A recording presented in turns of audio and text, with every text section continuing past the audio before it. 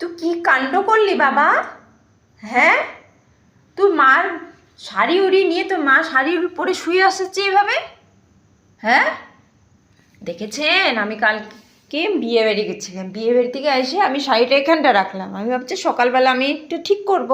হ্যাঁ, তো এখানটা রাখলাম, এ দেখছি মা শাড়িটা এখানটা উপরে পড়ে আছে, উপর থেকে নামিয়ে ও শাড়ির উপরে এইভাবে শুয়ে আছে। দেখেন কিরকম বদমাস মেয়েটা, দেখুন তো মার শাড়ির উপরে এইভাবে শুয়ে আছে। দেখুন দেখুন, তুই বিয়ে বাড়ি যাবি নাকি?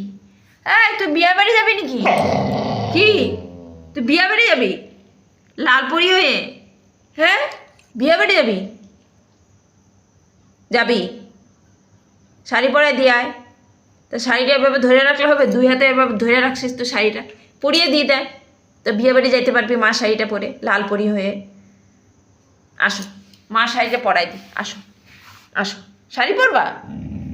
কি শাড়ি পরবা? শাড়ি পরবা? ওরে বাবা, রাগ রাগ করতেছে।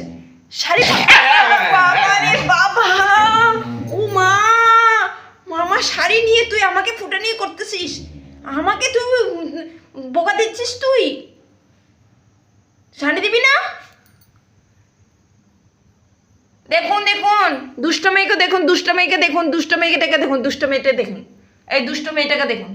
মা শাড়ি উড়িয়ে নিয়ে এখানটা নিয়ে উপরে শুয়ে আছে, দেখেছেন? দুই হাতে ধরে শাড়িটাকে চাপিয়ে রাখছে। দেখেন কি দুষ্ট মেয়ে, দেখুন কি দুষ্ট মেয়ে। দেখিস একটা যদি চুমকি যদি বাইর হয় শাড়ির থেকে, তোর আমি পাছা লাল করে দিব। দাঁত দেখাস না, দাঁত দেখাস না মাকে, অত দামি শাড়ি বুঝছিস না? দুই হাতে ধরে রাখছে শাড়িটা, বললাম কি পরিয়ে দিই শাড়িটা, দে না, আমাকে দাঁত দেখাচ্ছে।